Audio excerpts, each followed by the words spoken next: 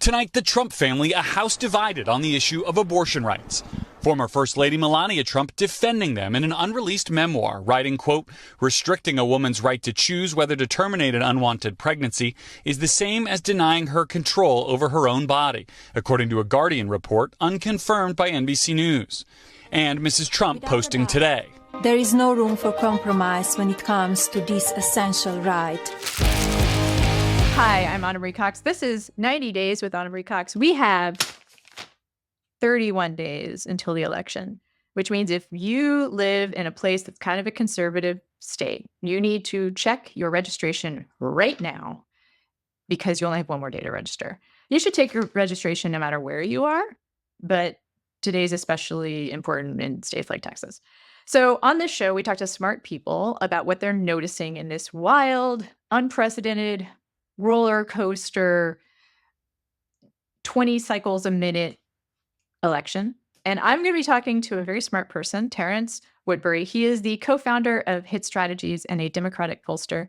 Welcome to the show, Terrance. Thank you so much for having me, Anna. So, what are you thinking about lately? What are you noticing? I'm like having like heart palpitations. I mean, the 31-day countdown is a heavy way to start the show. You know, we start with the clock winding down here. What I'm thinking about the most right now is that people are about to start voting. That early voting is going to start in a lot of battleground states over the next couple of weeks. And I'm thinking about the fact that Republicans have made a bet that their best chance of winning is by making it harder for people to vote. Is by picking their voters instead of letting voters pick their politicians, is by changing the rules and creating uncertainty. What I'm thinking about the most right now is voter vigilance, right? That we need to be vigilant about exactly where you just started, checking your registration. You know, in some of our polling, we started asking about how people plan to vote. Do you plan to vote early? Do you plan to vote absentee? Do you plan to vote on election day? And we're seeing a huge uptick in people that plan to vote on election day compared to what we saw in 2020, obviously during the pandemic. And so, you know, I'm encouraging folks to bank your votes early. You know, avoid the lines, avoid the drama. Get your votes in that box early, because that's what it's going to take for us to overcome some of the barriers that they're erecting. Yeah, in Texas, they have made it progressively harder to vote since 2020. Like, you know, places like Houston did drive-in voting, and were able to do that in part because of the pandemic. But in Texas, they've purged the voter rolls, they've closed polling stations, and they've closed polling stations even where white people vote.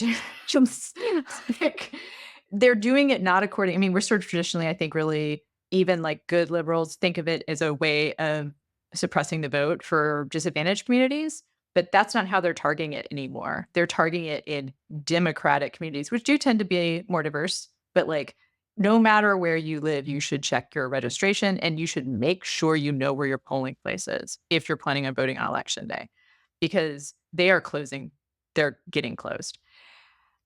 I want to ask you something, drilling down on that a little bit more, which is this a contest of turning people out? Because I have heard, I think there was new conventional wisdom after Trump won in 2016 that, you know, low turnout vote out, I mean, could advantage Democrats.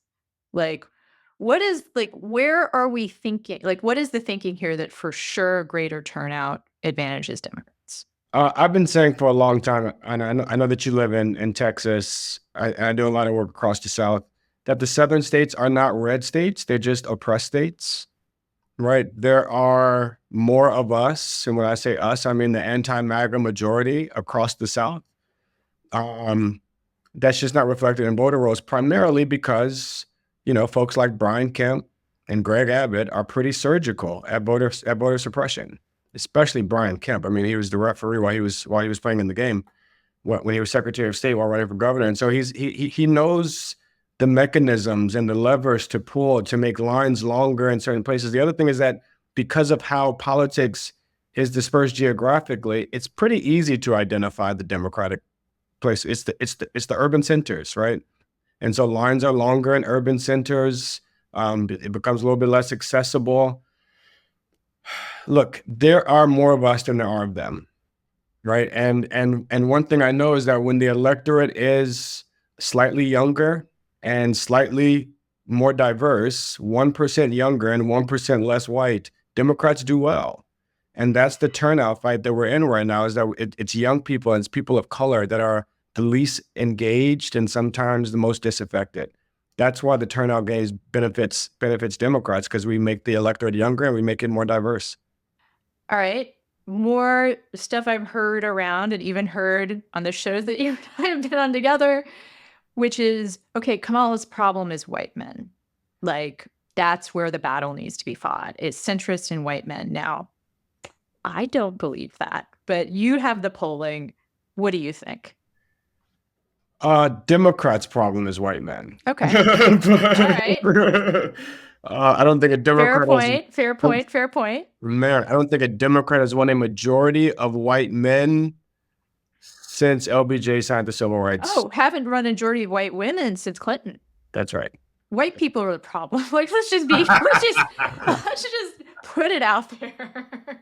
If we had people of color voting in large numbers, we would have universal health care, universal basic income. You're not wrong. We would have a functioning FEMA.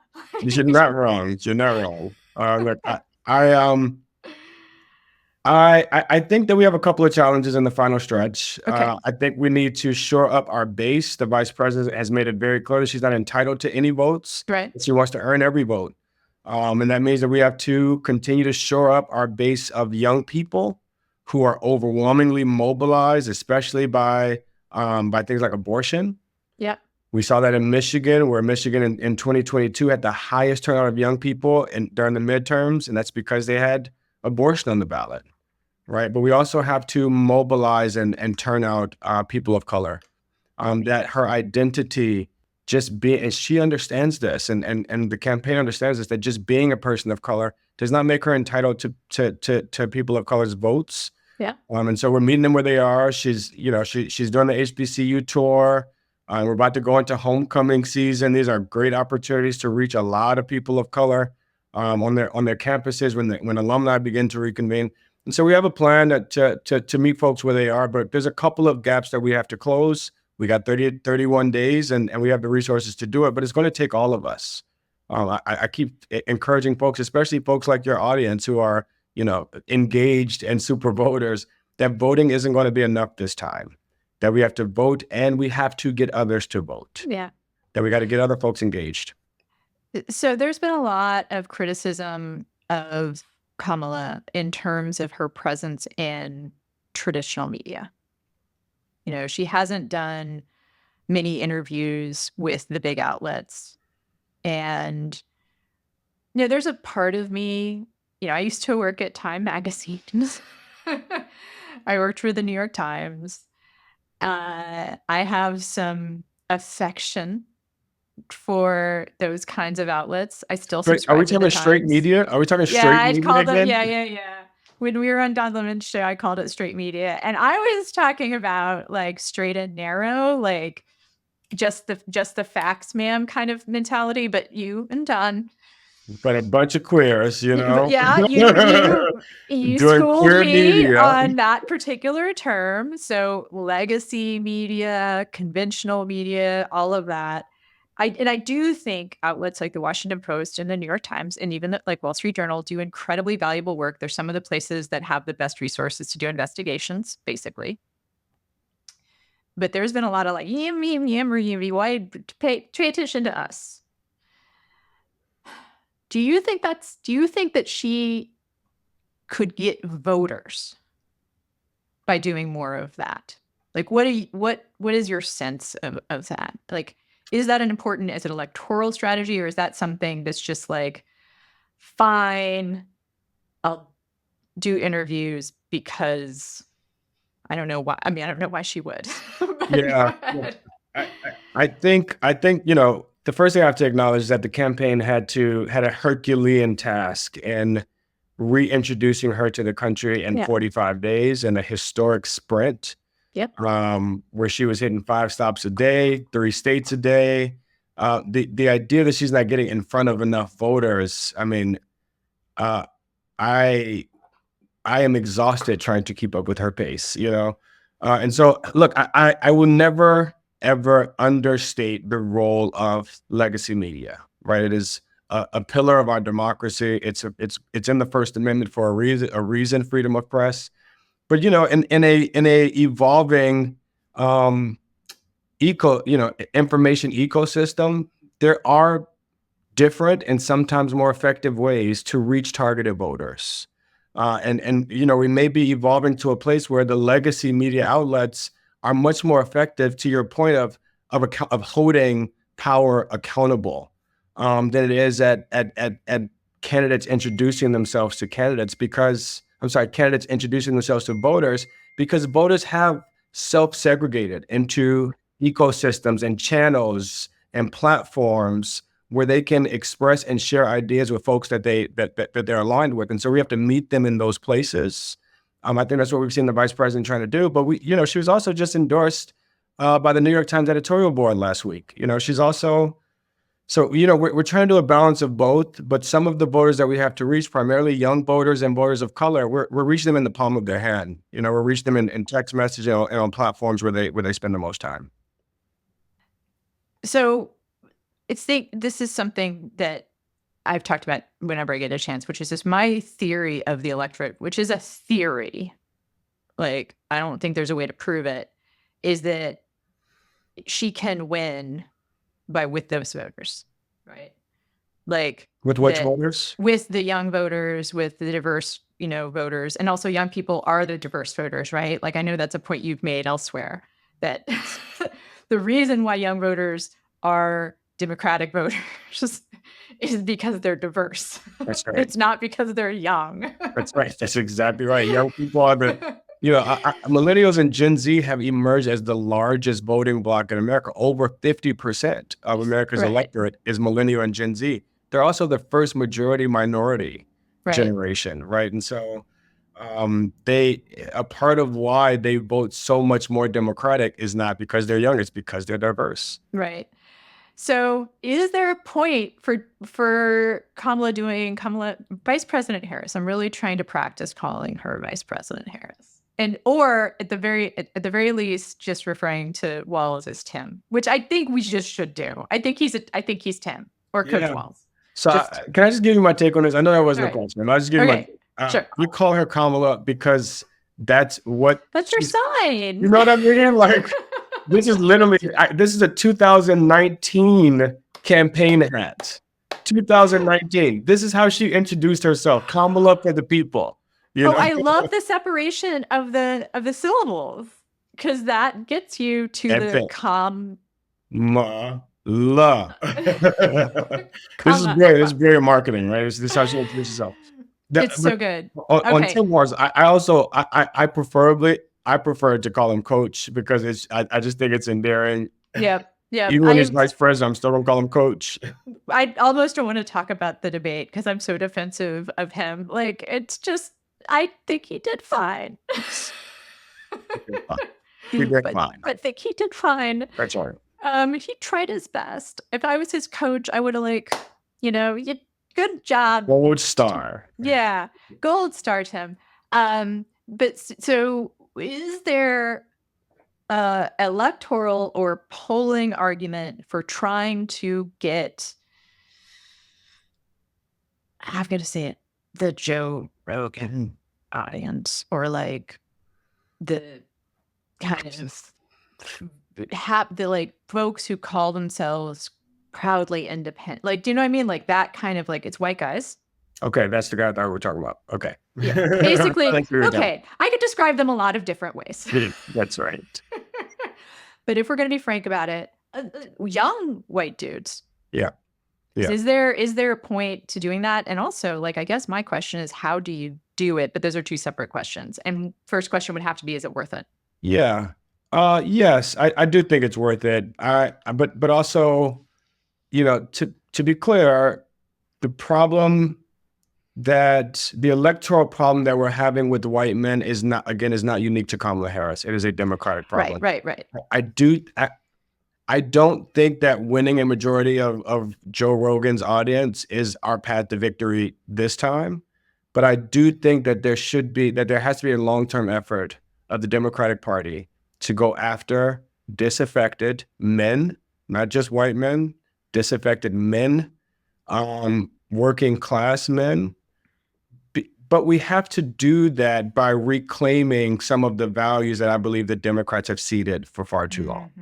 Values like patriotism. I had someone in a focus group tell me, Anna, that when he sees a American flag waving on his neighbor's house, he knows they're white and he knows they're Republican. That's unacceptable. Breaks my heart. We can't cede the American flag to Republicans. We can't cede masculinity. It's not all toxic.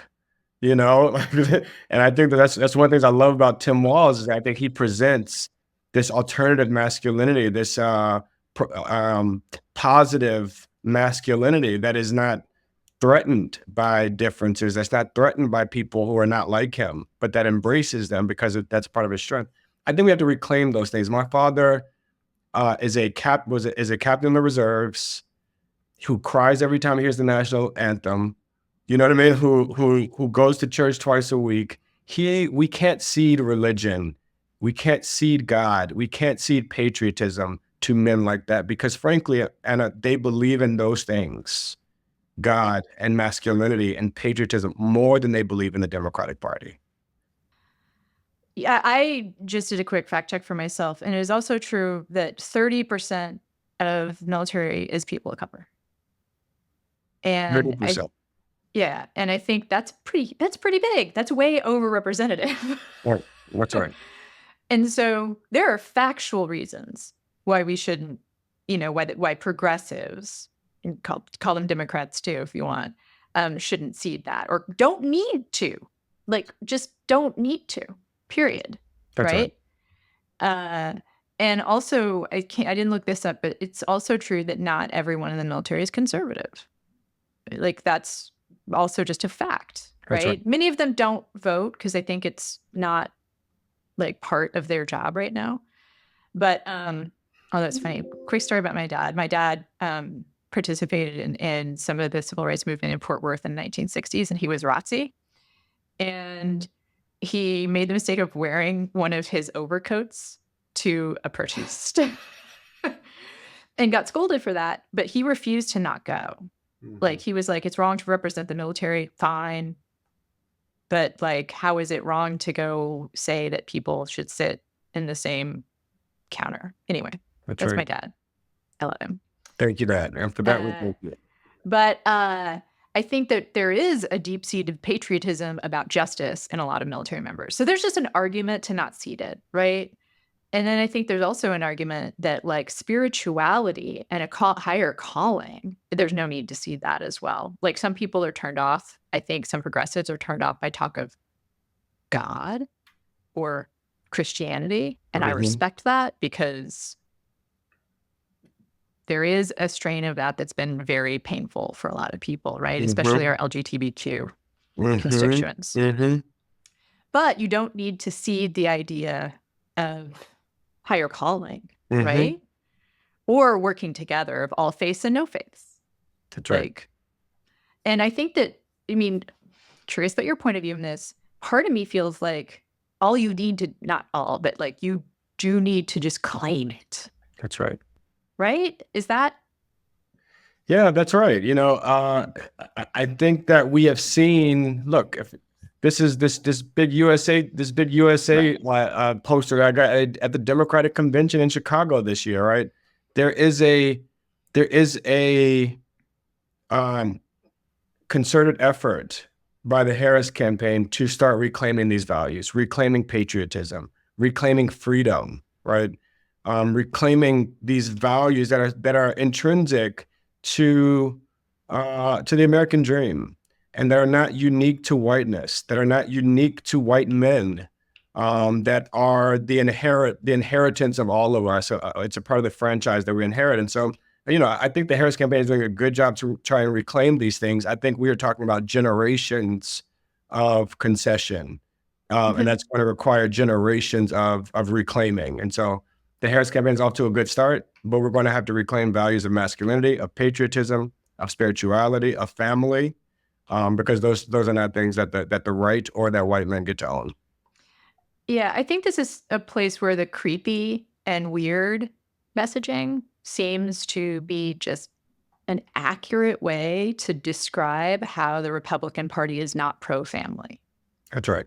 Like, That's right. they've claimed family for a long time, but when you look at their policies, they are not supportive of the kinds of families that exist in America.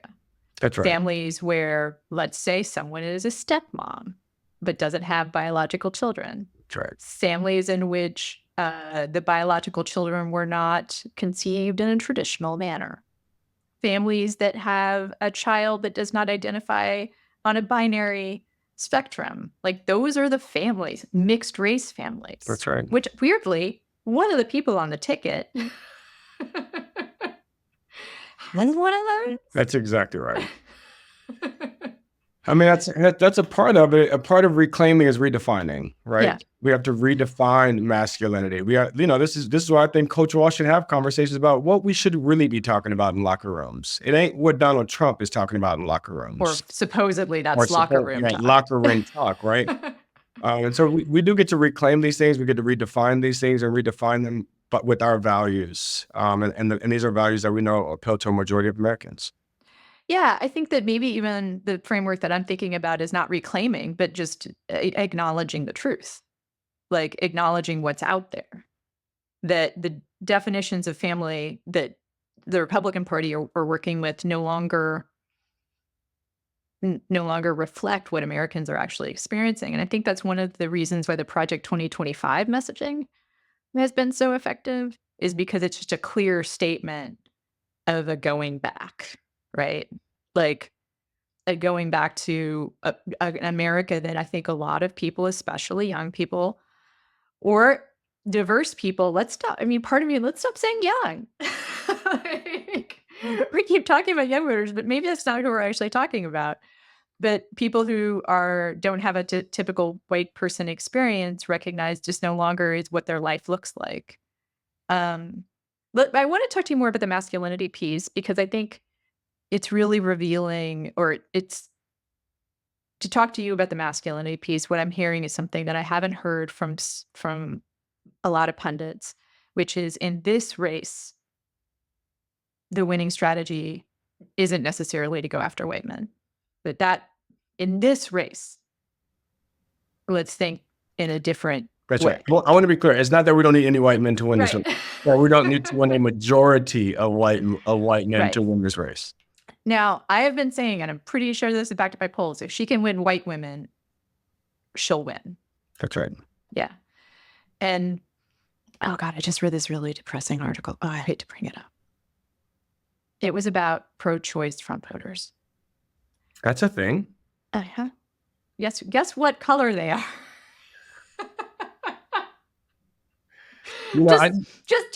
I just read it. Was.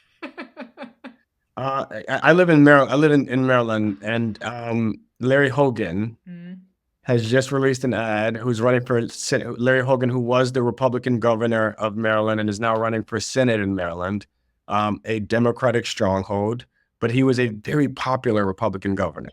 I knew when Larry Hogan got into this race that whoever the Democratic nominee was, the way they were going to beat him is on abortion, because it's Maryland, right? And an overwhelming majority. Larry Hogan has recently released an ad promising to vote yes on an amendment to codify a woman's right to an abortion. I was like, but guys, doesn't that disqualify him from being a Republican? Can he even caucus with you if he does that? I don't even know if they would accept him. I thought that was the fundamental issue. Choice is like fundamental Republican issue. Well, I'm gonna just, the fundamental issue is forced birth. That's right. I'd really try to practice saying they're not pro-life, they're pro-forced birth. That's right. Because if they're We are not pro-life, maternal mortality in Texas wouldn't have gone up 50% That's right. in the last since Dobbs. And I just want to underscore Elect again, forced choice and 50 anti-abortion. 50% increase in maternal mortality in Texas. I want to be clear that what that means is people's mothers are dying that don't have to. You know, maternal mortality may sound like a medical term. That is people's mothers dying that did not have to die because our laws are wrong. We can fix this. In this election, we can fix this. Yeah. In fact, in Texas, you can elect Colin Allred to ensure that the Senate fixes this. Yeah. And, I know. you know, let's talk about those pro-choice Trump voters, because it's depressing, but there's an interesting thing that they have said. Now, I don't know if this is true. So there's the color of who they are. Let's just put a pin in that. But what they say when you ask them why you're voting for Harris over Trump is inflation. Why they're voting for Trump over Harris? Why they're voting for Trump over Harris is that they recognize that the Republican Party is anti-choice or pro-first birth. But their deciding factor is economics and inflation. I have to call bullshit on this, Anna. Can I curse on this show? Can I curse? Please. Just make it every other word. Do it enough. Do it so much that people can barely. No, just say less. Yeah. I got to call bullshit on that because the level of vitriol and division and incendiary rhetoric that Donald Trump, not that he used to say, not that he sometimes says, that is his only frame of rhetoric, is to divide and tear down, pit us against each other in ways that result in violence, not that might result in violence. Bomb threats against elementary schools in Springfield, Ohio is violence. It is happening right now. Not if he loses, not if he wins. Today, he is spurring this violence. And so I call bullshit on voters that say, I'm just voting for him because of the economy, because in order to do that, you are either perpetuating racial violence or you are at least okay with it. That's what I was like, put a pin in the color before we believe what they say. Jim Artisby was talking about this when he was on the show, is this idea of division being the ultimate goal, right? And to me, that's the fundamental ideological difference. And I know there's divisions on the left. I'm very aware of them. There's some things that I believe that I don't feel like Harris necessarily stands for. I believe that a genocide has taken place in Gaza, right? And it really disappoints me that that's not something that we're hearing. I think some of the economic policies that they've talked about, some of the border policies they've talked about don't represent my points of view. But I also recognize that the fundamental difference between the parties is one party will give me a chance to disagree. One party will say that, okay, fine, it's not always good, and sometimes it takes years and years of pushback.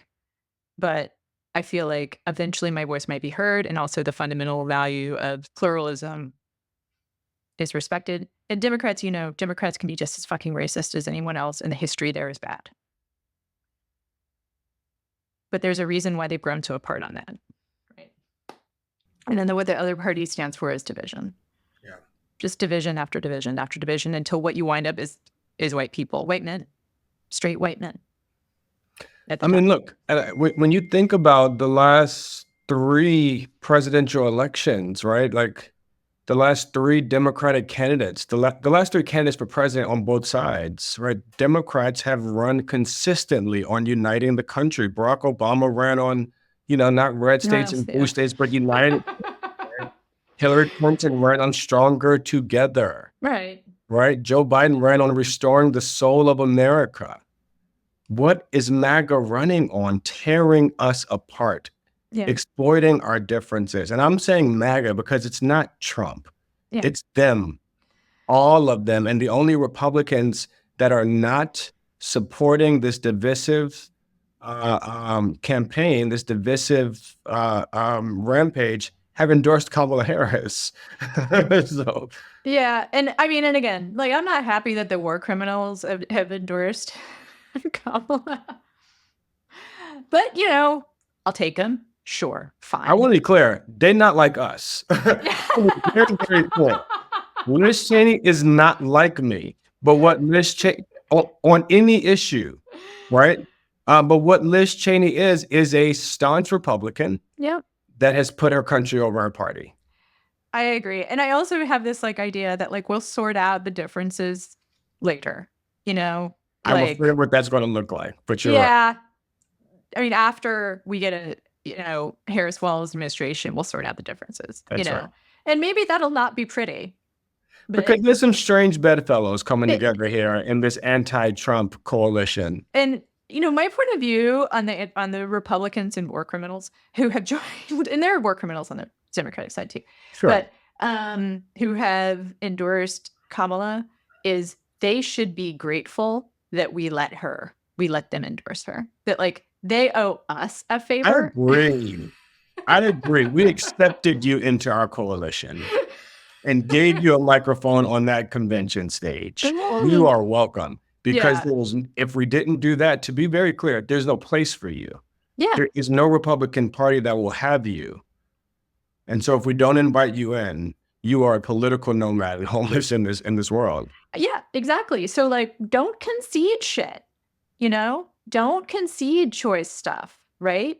I like Because that. there was an amendment that was offered as kind of a sop to pro-life Republicans that disallowed federal monies to go towards abortions of any kind.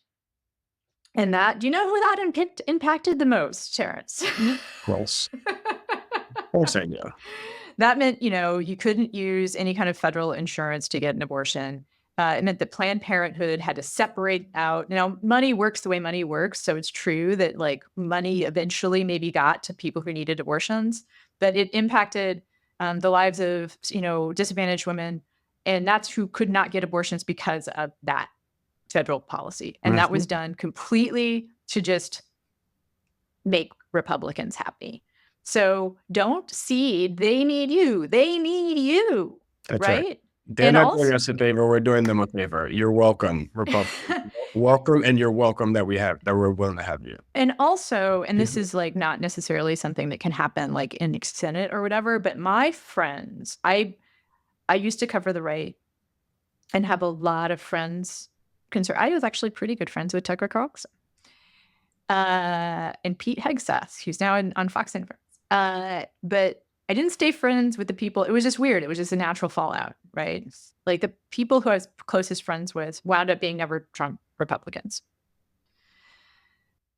More than one of them has had a kind of reckoning about a lot of their beliefs. I can't name any famous names right off the top of my head, but I have seen people who used to be staunch fiscal conservatives, suspicious of DEI, suspicious of rights for queer people, suspicious of rights for trans people in particular. I have seen some of them, because of their exposure to progressive ideas, start to reconsider, especially on the race issue, actually. Max Boot's a good example. Guy who, technically, in my point of view, kind of a war criminal because he endorsed that. That's where I'm getting a lot of this, by the way, so people know. Like anyone who was pro-Iraq war, like biggest humanitarian crisis, that Americans have perpetuated in 100 years. But, and costly and all that. But like he really came to see like, oh my God, this party that I believed in is built on systemic oppression. So my hope is inviting some of those Republicans in, doing them the favor of letting them in on our conversation. Maybe they'll hear stuff. Yeah, I mean, but also it is just restoring civility, right? Okay, I'll respond to that in a second. Like in the same like vein of Democratic candidates, restoring the soul of America and stronger together. And I think Kamala Harris's version of that is inviting these Republicans into the coalition, not just accepting their votes, but accepting their but taking them on tour to show America that we can wear different jerseys and still come together on what's right. Because look, what's interesting to me, Anna, is that when you talk to how do I say this? The less engaged in politics someone is, the more likely they are to have friends to have multi-partisan friends. Which leads me to believe that if the more you engage, the more you watch and read and listen to politics, the more you vote. If all of those things make you the least likely to engage with the other side, then our politics becoming our problem instead of the solution. And I think that is something that we all have to contend with. I agree. And I am very wary of there is no right way to protest if you are policing, the other side, right? Look at the veneration of MLK that did not comport with how white people felt about him at the time. I sometimes think that civility is overvalued, especially if you are a person who you're asked to be civil with somebody who thinks that you're not as much of a person as they are. Mm-hmm. I would never ask a queer friend to have a palsy relationship with someone who doesn't think they deserve the same basic human rights. But why not, Anna? Because if otherwise, how do we bring them along? My friend Betsy Hodges, who's been a guest on the show, talks about, this is the work of people of privilege. This is the work of white people. This is the work of straight people. This is the work of cis people. This is the work that we can be unique ambassadors for. Mm-hmm. And, I don't want to say don't, like, if you're a queer person, don't be friends with someone who might be more conservative on that issue. But you shouldn't be required to.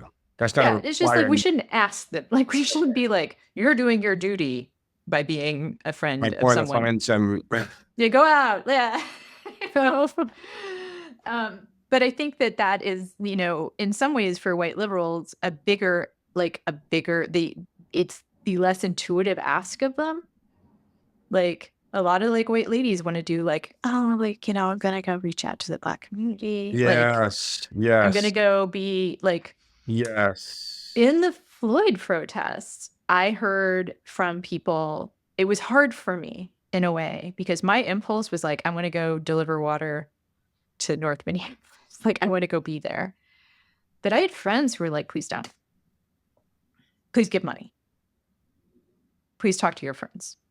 Because because I had a friend who told me a story about a white lady that showed up at a distribution center and was okay, let's do that, put that over there, and that over there, and that over there. It was super alienating and kind of re-traumatizing, But I think the Floyd protests are a good example because bodies at this protest was different. Putting your white, going to the protest is a different story. Okay. Putting white people in the street. Okay, because I was going to say, I think that is what moved hearts and minds in America. I used to characterize it as Black people had been protesting against the police for over a generation. But in the George Floyd protests, we saw the movement evolve from Black people versus the police to young people versus racism. And those young people were of all stripes. In fact, the majority of protesters were white. I think 53% of protesters were white, but 70% were under the age of 40, right? It was a young people's movement. And that, I think, reflects the identity of that generation, but it also reflects their values, that their identities are their politics. Their identities are their politics more than any party are their politics, right? The tribes that they're a part of are their politics, and the tribes that they are associated with, the linked fate of the tribes that they're not in, but that they believe that they can impact and improve. I think that is the best of America. When folks that aren't personally impacted by an issue put themselves on the line to improve that issue, when men stand up for women's rights, when straight people stand up for LGBTQ rights, right? When we are it become intolerant to children in cages and Muslim bans, right? Those are the things that I think that's the best of America. I completely agree. And I think that sometimes that most valuable statement of protest is done at the Thanksgiving table. That's good. That it is very valuable, especially in like mass protests, for white people to put their bodies on the street, to put their lives in danger, right? Because you're protecting. If you go to an police violence protest and you're a white person, you are literally helping protect the lives From police violence. Of police violence. From police violence. Right? Because police are less likely to crack down, right? And I believe you should do that. I believe in bodies in the streets. That's a big part. Like I love protests. I love the signs, I love the people giving up food and water. I do love collective action, right? I love it. And you get to see that you don't hold this passion alone, right? And that I really want to tell like all my fellow white ladies is don't just do the women's march. And men go to the women's march, but don't just do the women's march. But a really valuable place to make that known, to be the white person standing up against police violence, to be the man standing up for women's rights, is in the locker room, let's say. Right? That's right. Not to just tell your girlfriends I'm pro-choice, but to tell your pickup basketball team. Like, that's good. I think that, when what I've seen from the sociological studies, that's actually where the hearts and minds get changed, where you give a permission structure. That's right. And that's what is so valuable about both. Right. I haven't done a lot of scientific study on this, shifting ideology and moving people's perspective. We have done a lot of this with folks like HRC and how we make society more accepting of LGBTQ plus people. And what we have found overwhelmingly, it's going to be both. And we do need, right? We have to talk within our tribes about our shortcomings.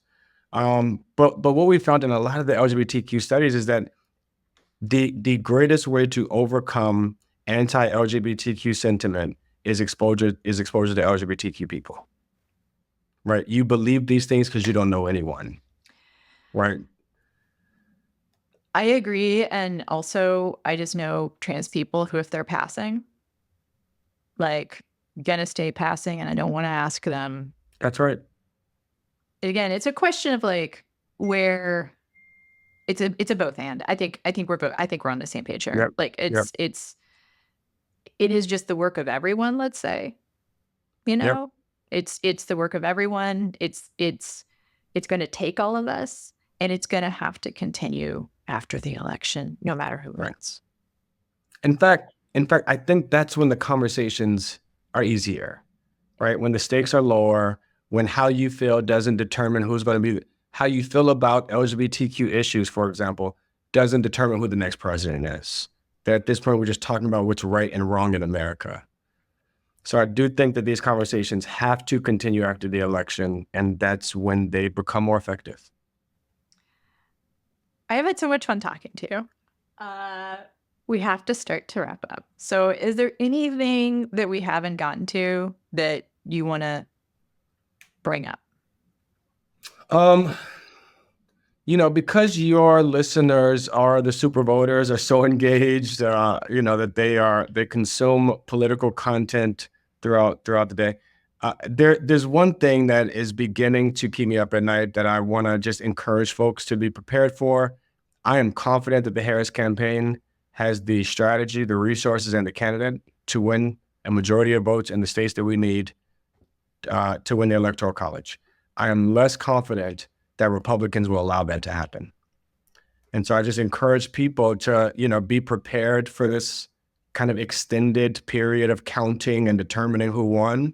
And by be prepared, that means keep your folks engaged, learn how the rules are changing, be vigilant about this, and run tell that. Share the differences, share the rule changes, share the deadlines. You got to cure your vote by this time, because that's the kind of stuff that we're up against. When they start challenging votes, we have to move our people to go cure their ballots, right? To go and what we talked about at the top of the show, verify their registration. It's those types of things that's going to take all of us to keep our folks engaged, to see this thing through to the finish line. And the finish line is not November 5th anymore. Yeah. Yeah.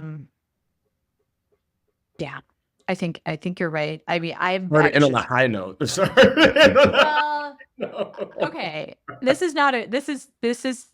is far from a silver lining, but I suspect we will continue this show beyond the 90 days that we thought we were going to. I'm thinking about doing a negative countdown, like I showed the, Wow. 31 days until the election, and then we're going to start doing -1. That's right. -2.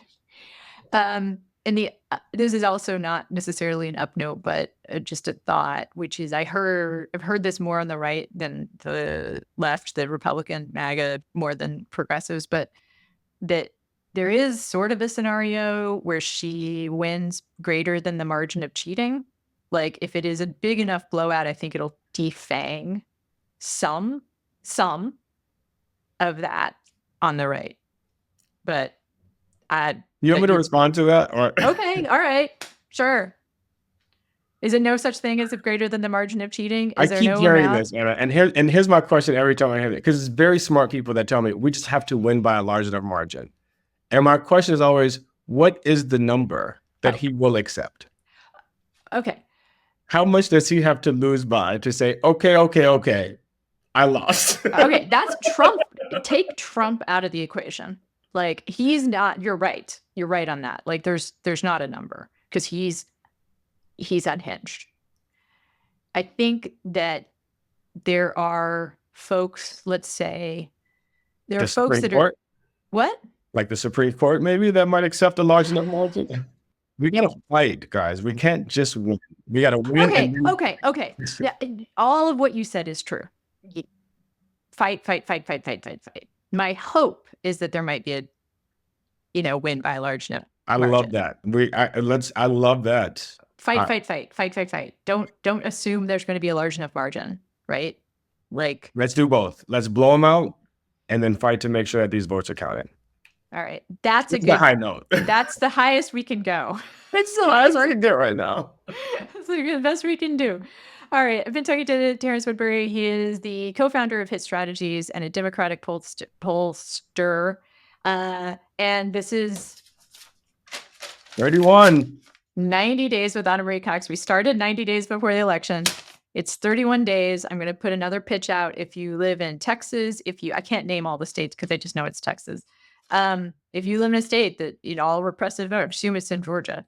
You have 1 day to register and make sure you're registered. It is relatively easy to check your registration. It is not always easy to get registered, but you can do it. If you are someone that's already engaged in politics, please talk to your friends and neighbors, talk to your aunts and uncles, and just talk. Make sure they're engaged. They're engaged too. Gird up for the long haul. Start your runnings. Eat. Balance your carbs and proteins. All of that. And also keep listening to the show or watching the show. If you're watching on YouTube, you should know it's a podcast available wherever you get your podcast. If you're listening, it's a podcast. You should know it's on YouTube. No matter where you're consuming it, like, rate, review, subscribe, all of the things. And again, thank you to Terrance, and we will be back next week. I was a Republican even before Donald Trump started spray tanning.